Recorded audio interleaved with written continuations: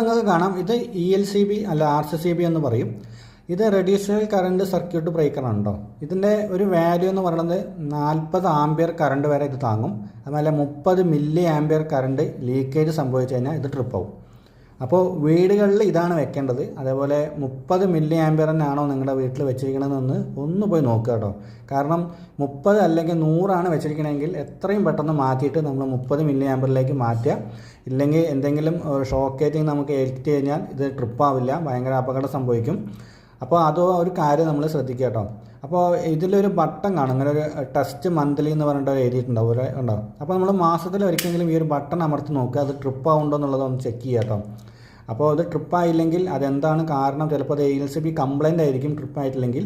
അപ്പോൾ അതും കൂടി ഒന്ന് ചെക്ക് ചെയ്യുക. അപ്പോൾ ഈ ഒരു ELCB വർക്കിംഗ് ആണോ എന്നുള്ളത് അറിയാനായിട്ട് നമുക്ക് ഈ ഒരു ടെസ്റ്റ് ബട്ടൺ അടിച്ചാൽ മതി കേട്ടോ. അപ്പോൾ അതൊന്ന് എല്ലാവരും പോയി ഒന്ന് ചെക്ക് ചെയ്തിട്ട് വരാം കേട്ടോ.